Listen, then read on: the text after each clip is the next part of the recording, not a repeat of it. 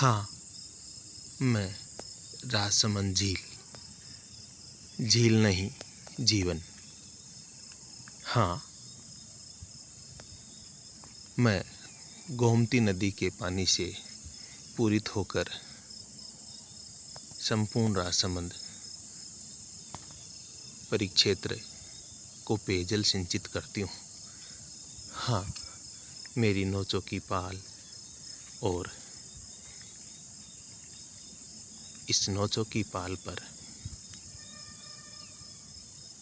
मेवाड़ के इतिहास के उकेरे गए राज प्रशस्ति पत्र मेरा ही नहीं, मेरे इतिहास, मेवाड़ के इतिहास और राजवंशों की कहानी, वीर गाथा, स्वामी भक्ति, समर्पण, शक्ति और शौर्य का परिचय देती है।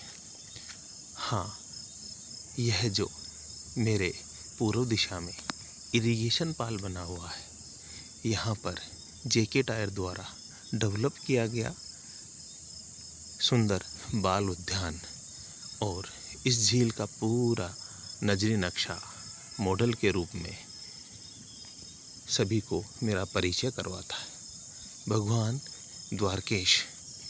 द्वारकाधीश की यह पावन धरा और मंदिर में होने वाली आरती, बजने वाली झालर, आने वाले भक्त मुझे निहारते हैं। हाँ, मुझे सुरक्षा प्रदान करते हैं। ऐसे ही प्राकृतिक जल स्रोत इस मेवाड़ धरा की पहचान है। हाँ, इसके किनारे बना हुआ शांति का प्रतीक, शांति की कर्मस्थली और इस परिक्षेत्र में शांति और सौहार्द का वाइब्रेशन फैलाने वाली संस्था अणु विभा राजसमंद अणुव्रत विश्व भारती, जिसका सफल अखिल भारतीय स्तर पर नेतृत्व हमारे मित्र सखा श्रीमान संजय जी जैन बेखूबी तरीके से कर रहे हैं।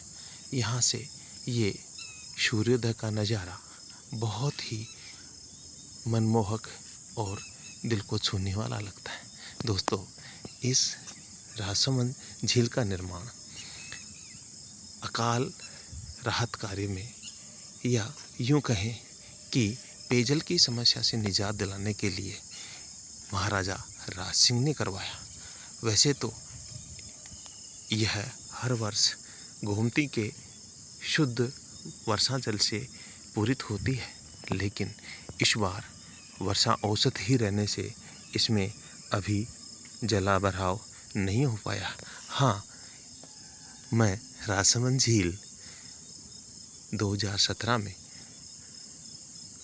40 वर्ष का सूखा झेल कर जरूर एक बार पूर्ण पूरित हुई और मेरा अधिशेष पानी जो है इरिगेशन पाल की तरफ छलका, जो आसपास के सैकड़ों गांवों में कृषि जल के रूप में काम आया।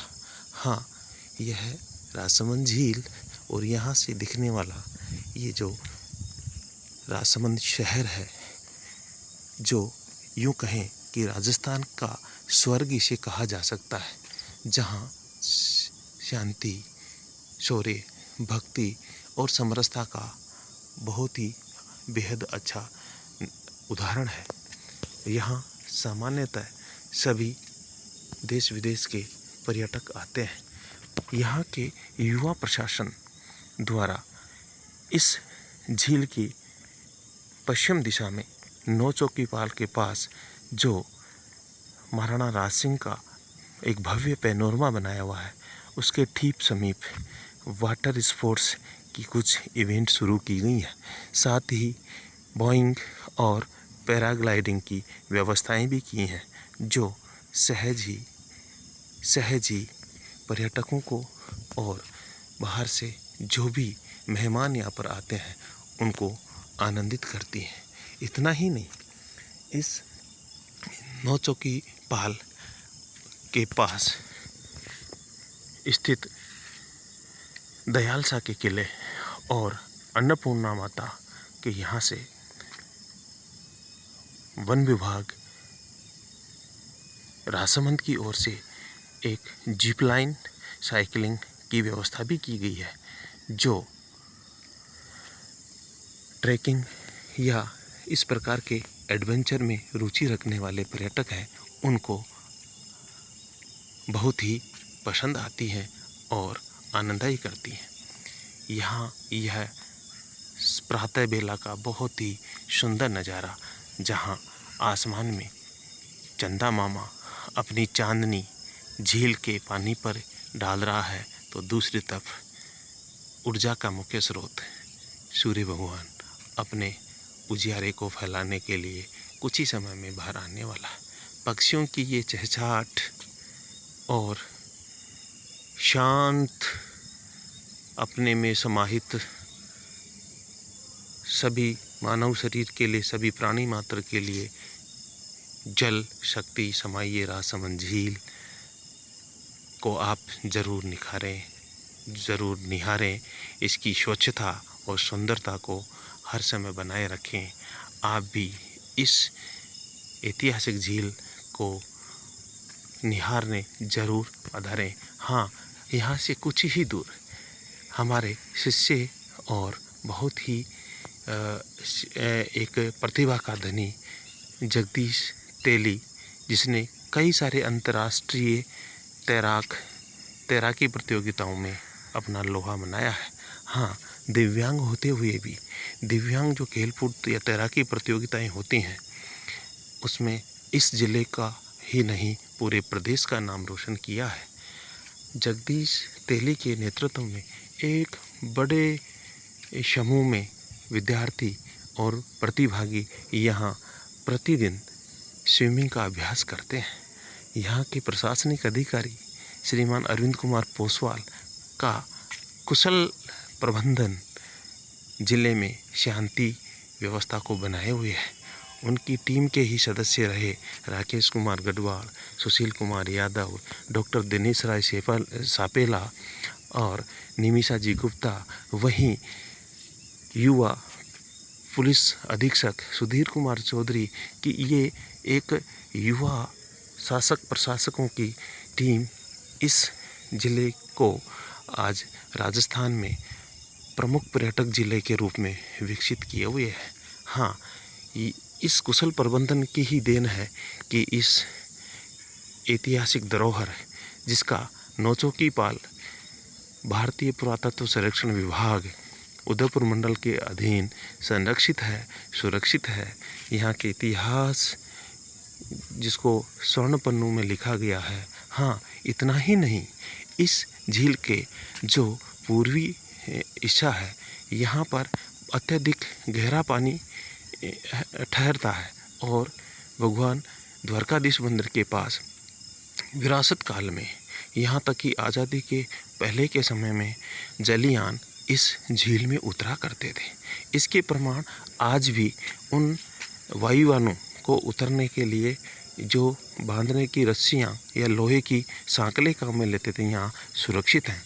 तो आसमानी वायुयान इस जल स्रोत राजसमंद झील में उतरने के प्रमाण हैं।